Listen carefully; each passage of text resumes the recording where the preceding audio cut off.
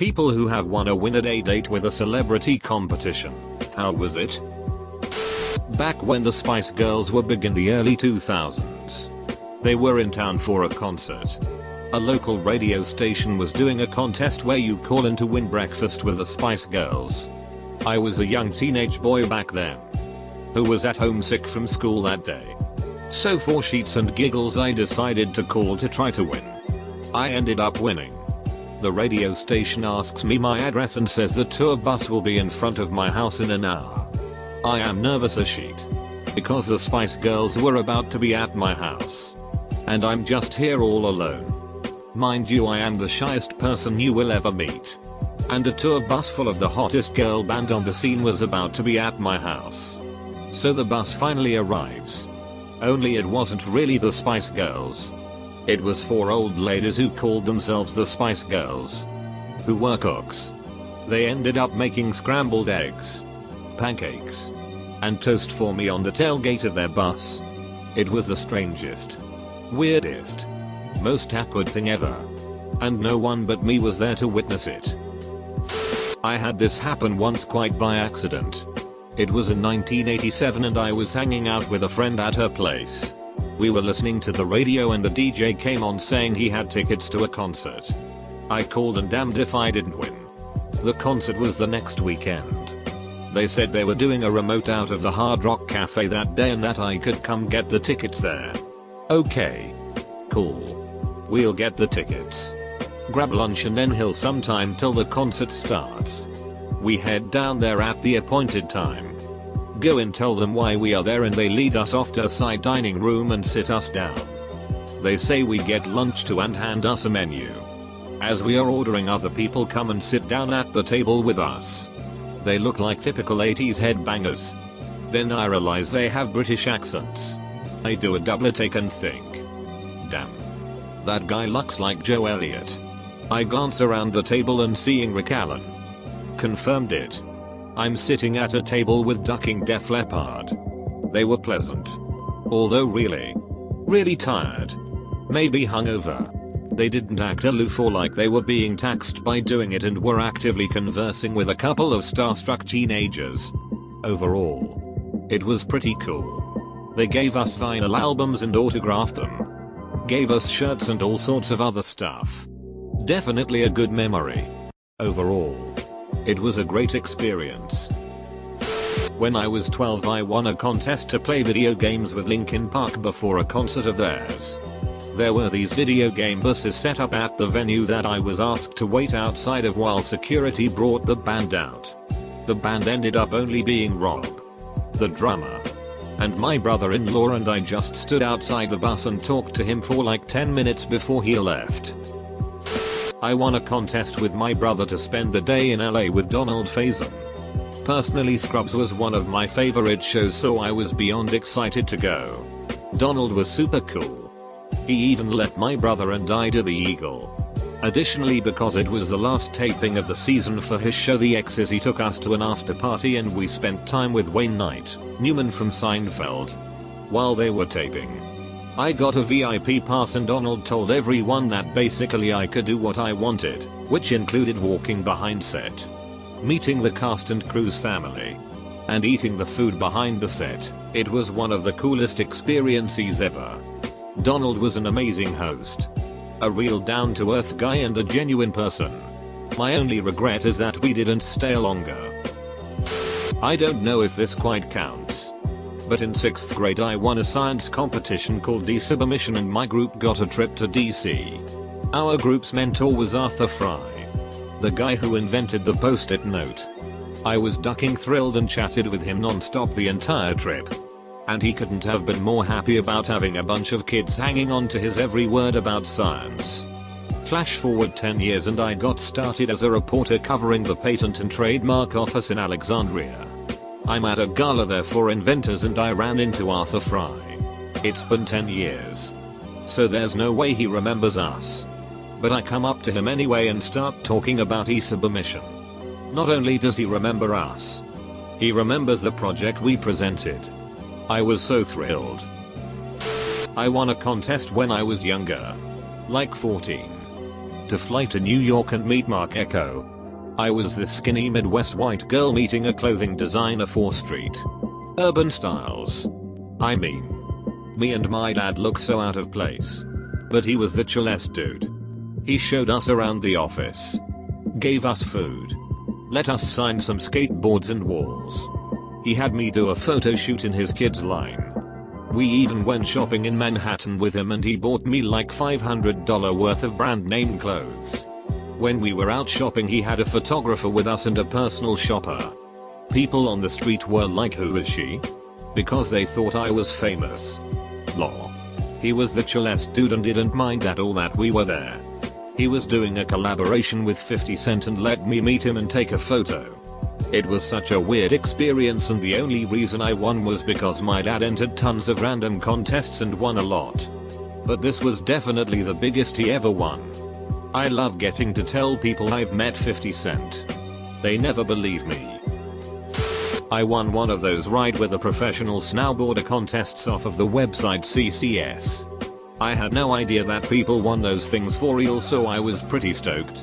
Apparently I was one of about a couple thousand that entered to win the contest. I was able to take a friend, so I brought my cousin with me to fly out to Los Angeles to go snowboarding. We landed at LAX and one of the reps picked us up from the airport. He took us all the way to a place called MT High Resort, which was just a ghetto ski slope full of man-made snow.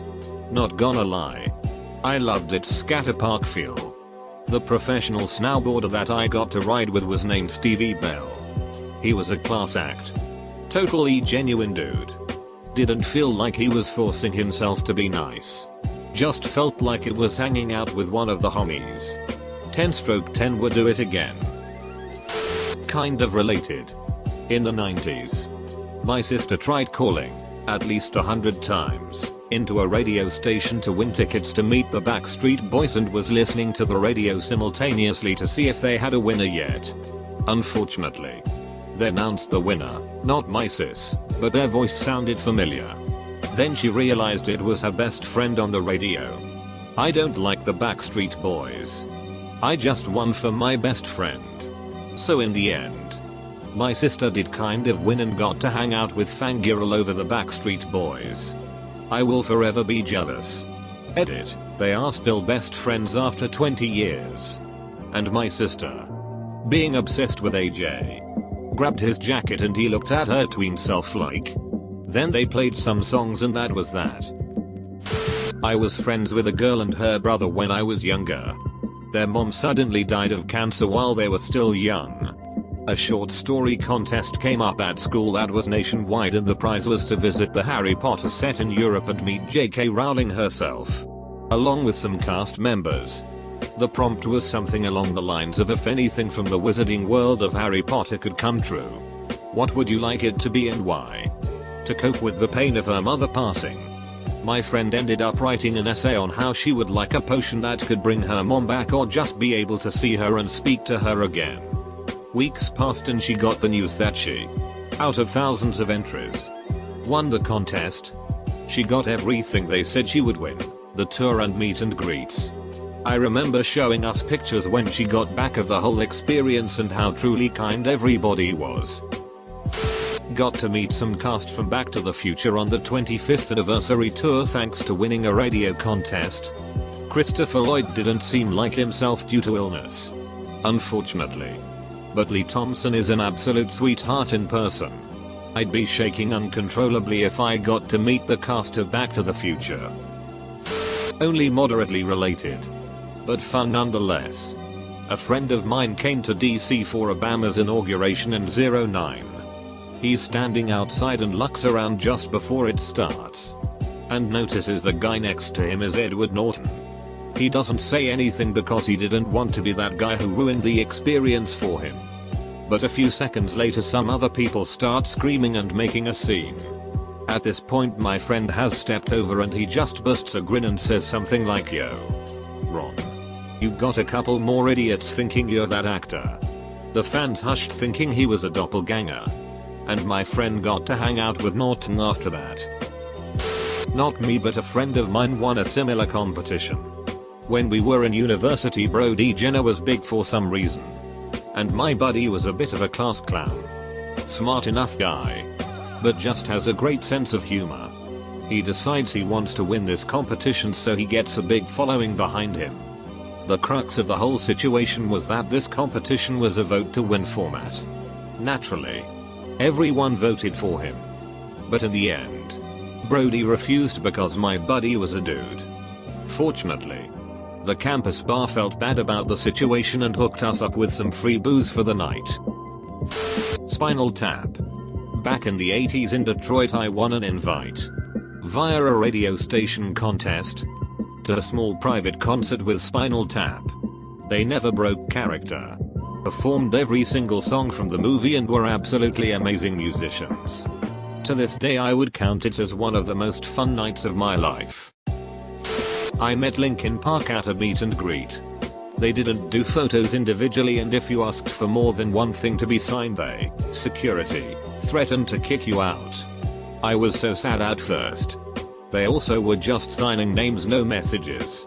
I had only won backstage and it was in my name, but my friend told me that their songs got him through a teen pregnancy and helped him out a lot. I couldn't really identify with that, and I guess still can't. When I'm depressed, music doesn't fix it. But anyways, Mike came over to me when it was my turn, and I politely asked for a moment of his time and told him about my friend waiting for me in the audience and if he could sign one thing for him. Mike wrote him a very nice and personalized note and was so sweet about it. My friend broke down in tears when I gave it to him. Can't thank them enough. Got to meet Flavor Flav at a private party.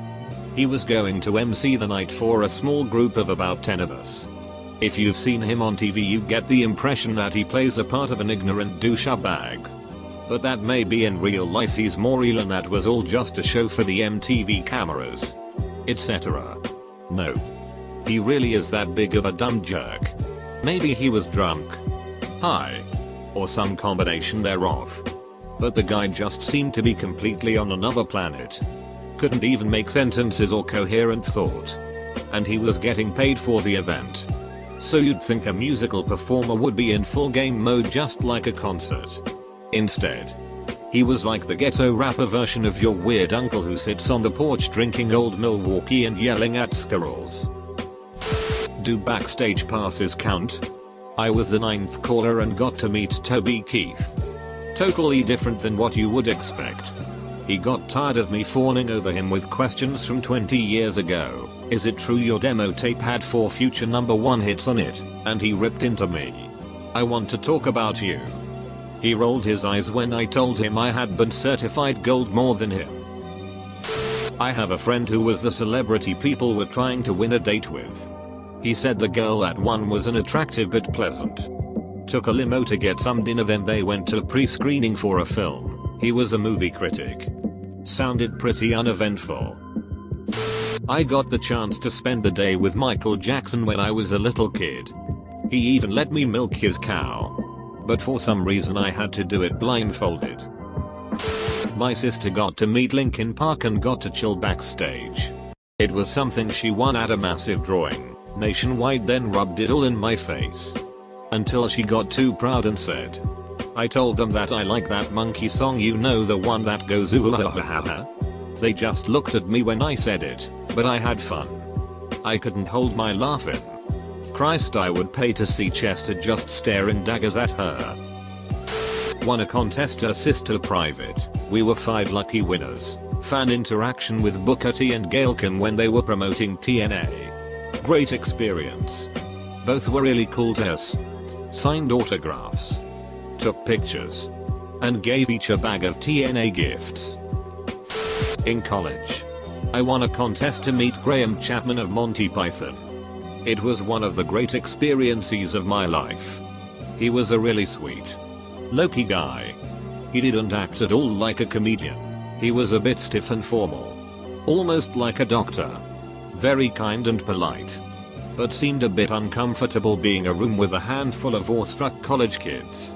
I made a silly crack about how sad the hors d'oeuvres were and he laughed out loud. So now, for the rest of my life, I can say I made Graham Chapman laugh. It was barely a year later that he died. I was devastated. but it will always be a deeply treasured memory. I have his autograph framed on my wall. I won a radio contest in Europe back in 1994 to meet Nirvana at their last concert. I did not care for Dave or Christ, though they were super nice. I was annoyed that Kurt did not make himself available until after the show. He invited me and my friend into his staging room and apologized for being a big dig and not meeting us earlier. He was very cool, but I could totally tell this guy was burned and stressed out. I won a radio contest to meet Katy Perry at her Six Flags concert in San Antonio. TX. Clearly back in her early days. She signed a poster, took a pic with me, and complimented my dress. In person she looks exactly how she does on TV. And yes, da boobs real. Edit, I'm a dumb tit who couldn't words. Won some radio contest and New Found Glory came to play at my high school in Utah. It was awesome. I was right up front and center by the stage. Go to sing parts of a few songs when Jordan put the mic in my face. And afterwards got to chat with the whole band. They all autographed the shirt I was wearing. I probably annoyed the duck out of them in hindsight. I even snuck into the school before the concert started. And was up in the auditorium when the bass player, Ian, and their manager asked me what I was doing in there. And told me to go to detention. I always feel like these win-a-day competitions would either be very awkward or underwhelming. Back when X-Files was the new hotness of the 90s, either Extra or Inside Edition did a segment where they took an obsessed fan to the set of the show to meet David Duchovny. She was very disturbing in her interest in him. And at one point they had the two side by side in folding chairs. Talking. She was looking at him like she was trying to figure out how to knock him out and hide him in her luggage. While for his part he was looking everywhere but her. With an expression on his face like he was reconsidering leaving the realm of bicycle delivery boy for acting. I won a 17 magazine contest to meet Sarah McLachlan on her tour bus at Lilith Fair. I was a huge fan and it was a thrill. She was really kind to me despite my being a nervous, stammering wreck. I gave her my favorite necklace and she wore it on stage that night. It was seriously a teenage dream. Not a contest, but a good friend meet Prince while working at a custom RV tour bus manufacturer. There are several in our area and celebrities routinely fly in for a data checkup on their tour bus, film lot trailer, etc. She said that Prince would not speak to anyone directly, but instead used his weirdo religion spaceman language to just make grunts and incoherent sounds. His spiritual interpreter would then translate into English something like, Prince said he prefers the mahogany trim, and so forth. The entire time he just chortled around the factory, spewing out the Sus style words and letting his minion translate for us mortals. This was during his non-Prince, now I'm a symbol phase. Also, the guy was into a bizarro religion called Ekankar and the minion guy kept trying to convert them in the middle of discussing fabrics and furniture placement. Really well actually. I won it at a local auction. We went quad bike riding. Had a lot of fun. He had a photographer with him to take pictures for his social media. I didn't mind. They were great pictures. Afterwards we went to dinner. Not too fancy, but still charming. We had the same kind of humor. Talked for nearly 3 hours, I think. The photographer left before the dinner started. BTW. At the end he asked for my number. OMG, I was so nervous. I really didn't expect that. I enjoyed myself, but I was never quite sure if he's just a bit pretending to seem sympathetic. He texted me a week later. We FK'd and now he's the president of the United States. When I was 19, I was into retro movies and music and very much out of the loop when it came to modern day celebrities. I was working at an innovation store in Miami, not Sharper Image, the other one, and a nice looking, muscular man in a tight black t-shirt and cargo pants came in. I asked him if he needed help, and he asked me a few questions and proceeded to buy about $1,000 worth of merchandise from me. Not unusually high sale for that area. During the time I was helping him, people kept staring and whispering. And I assumed it was because of his physique. A guy like this does stand out. After the transaction was finished and I wished him a good day, I went back to the sales floor when my boss grabbed my shoulders and started screaming, "Oh my god. Oh my god." I looked at him like he was nuts and asked him what was wrong with him. He looked at me like I was crazy and said, "You don't know who that guy was?" I didn't. "That's The Rock." I shrugged, still in the dark, and went back to work. I wish I could go back to that day in 2001. What's legal that should be illegal? Car horn and siren noises in radio commercials. Oh, duck that. Nothing like having your heart jump because of some dumb sound effect.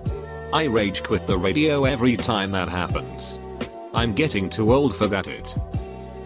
The media releasing the full identity, with pictures, of people merely accused of a crime. It bothers me most with 6 crimes. A life can be ruined by a law enforcement mistake. The ability to purchase mass amounts of event tickets by scalpers. Child beauty pageants. It's illegal in a metric sheet ton of places. But not all places. That's the issue. For-profit prisons. Especially when they nickel and dime them for every little thing. A lot of people are there because they tried to escape poverty is an unwise way. Let's not make it impossible for them to succeed. MLMs and telemarketers. My parents got sucked into a MLM scheme and it's bleeding them dry. Telemarketers can change their number to look like something else. My grandmother got tricked by this because she thought it was the number of someone she knew and they tried to weasel a couple grand out to her. Not just look like. They use real local numbers. I've gotten at least 3 calls or messages asking who I was and why I called. My phone shows no record of an outgoing call. Turns out it's the auto dealers popping up as my number. Releasing the identity of lottery winners. Something that is supposed to be good is ruined by everyone's greed.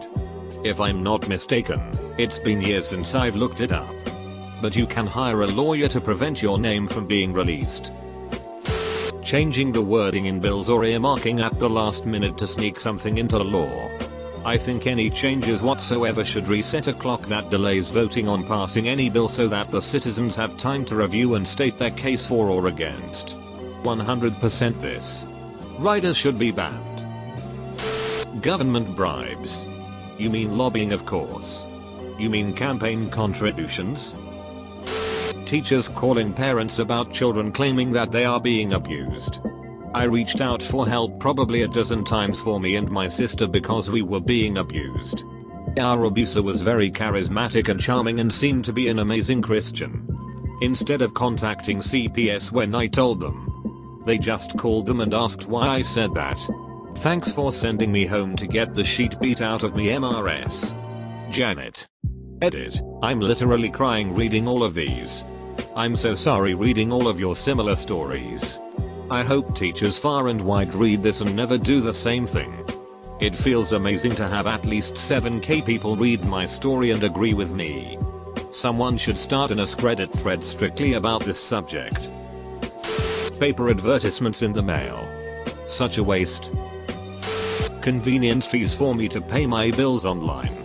I understand that at normal locations the transnational fees are baked into the sale. When I buy $20 of groceries and swipe my card, some amount of that is going to pay the vendor cost for that transaction. But it's insulting as hell when I'm trying to pay my electric bill and they charge me a $10 ducking fee to pay it online. This is 2018. Paying online should be the norm. Not considered convenient. Being a paparazzo. Aside from the taking pictures in public part, everything they do is illegal if done to regular people. It's stalking and harassment. I don't understand why they are allowed to get away with it just because their victims are famous. I think celebrity worship is crazy. These are just people. They want to live normal lives, not have every moment of their lives documented by the media. I hear people say that they want to be famous someday. And I always think, no. You really don't. Knowingly giving somebody AIDS without telling them is legal in California. Giving somebody a plastic straw without the masking is what they want to make illegal. California is full on paste eating level of retarded. Asset forfeiture. Do you mean asset forfeiture without due process, or do you think people should profit from crime? Not a dig. Just asking. My opinion. Asset forfeiture without due process is ducked up and wrong on so many levels. It needs to stop, and I can't believe it happens in the land of the free. It's literally strong-armed robbery by the government. Literally the same thing, no matter how hard anyone wants to spin it or justify it. You're stealing someone's possessions who is still innocent, and you don't even know if it's all profit from crime. Talking on a cell phone and driving is legal in my state. My best friend is the worst person who does this. I can't believe she hasn't wrecked yet. She just talks and swerves and pays no attention to the road. In the UK, if you get caught twice driving whilst holding a mobile phone, you are looking at a driving ban. Very frowned upon here. But still see a lot of people doing it. It depends per state.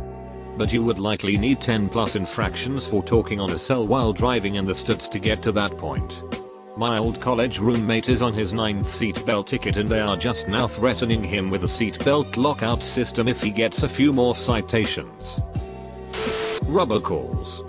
I hear daily about my car's warranty expiring and my file is going to be closed forever if I don't act now. Close the file already. Along with that, phone number spoofing on caller ID. I've been getting more and more of these daily. It's become futile using number blocking apps. You know, when they are doing road work but they pause for a week and just throw down steel plates that chew up your tires and cause you to lose traction? Well, when I am Supreme Lord Emperor of the world. If you start road work, you must have a full crew working 24/7 until the road work is complete. Failure to comply will result in you being volunteered for medical experiments. I was originally thinking summary execution, but I figured this way society benefits a little more. Nevada has a version of this. A road crew gets a bonus for finishing early or on time and docked pay if they are late. Driving slow in the left lane. But I'm British. Did he ducking stutter? Large financial donations to political campaigns. Marriage for anyone under the age of 18. Minors can currently be married with parental consent in certain areas. I can only imagine these marriages happen due to pregnancy, pedophile predation, or money. All of which are terrible reasons to get married. Yes. I believe shotgun weddings are a bad thing. Child support without marriage is better than growing up in a household where wife and husband hate each other. Privatized prisons because of how exploitative they are, and politicians getting money from major corporations. By the way, the gov classifies other illegal substances. I would say that alcohol should be illegal. So fun fact, the US gov has 5 tiers for drug classifications. Tier 1 is the most illegal and it contains LSD, heroin, and marijuana. Tier 2 contains meth. Yes. The US gov says marijuana is more illegal than meth. Edit, here's the webpage dgov. Buying things from overseas countries where slavery is legal. Importing those products to the US and selling them for cheap. Doubly so if the companies use child slave labor. Looking at you. Hershey, Nike, Gap, Victoria's Secret, Abercrombie & Fitch, Nestle, and probably 24 others. Many of these companies are actually beginning to build again in first world countries because they can fully automate the process and don't need labor anymore. Robocalls with a recorded message that this is my final notice about my student loan or car warranty, or any robocall. If someone wants to call me and offer their good or services, fine. But dial the phone yourself and talk to me. Having our internet slowed down by greedy CEOs. Any branch of the government that regulates itself. I got fined more than my annual income because a tree fell during the worst storm I've ever seen here. The tree knocked down a shared fence and several other trees in other yards knocked down the power lines. Within hours the city code enforcement came out and wrote me up. They actually came out, knocked down another fence in order to take pictures of the damage and fined me because it's illegal to have storm damage during a storm. I nearly lost my house over it. They have laws that say you can't do anything about it unless you meet all their rules for complaining. They did the same thing because they said my grass doesn't grow fast enough. They measure the rate of growth over a 2-week period and fined me thousands because they said my grass wasn't growing fast enough. They still won't tell me what speed grass is required to grow. Any website collecting data on a user for profit without explicitly and plainly explaining what data is being collected and why they are doing it. Also, any site that does this should also be forced to have an opt-out option upon sign up with no unnecessary penalties for doing so. Sneaking shit into bills that have absolutely nothing to do with the bill. Or just changing a bill without some span of time before it can be voted on. Add something in now, change something after submitting it. Need to publicly publish it, wait a week. People not using their blinker when changing lanes. Also, people that forget their blinker is on and let that thing click for like 10 miles.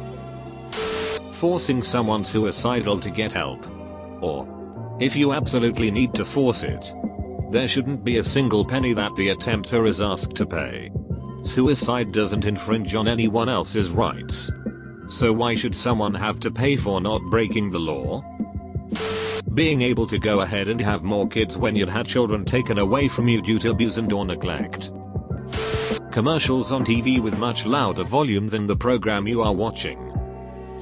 Restricting people from doing what they want based on average opinion from the masses. So long as it doesn't harm anyone other than themselves. That choice is theirs. Deliberately leaving out important details when reporting news of any kind. Mostly because it's a scapegoat to change how an event is perceived without directly lying. So that way they can say they didn't lie. Loopholes like that make me angry. The ability to buy a business. Load it up with debt. Cut yourself a nice paycheck from it. Then fold the company. Wash your hands of the mess and do it all over again. Employers not informing employees of their schedules at least a week in advance. While some jobs have an on-call nature, many don't. And without a steady schedule, it makes it near impossible to plan the rest of your life around it.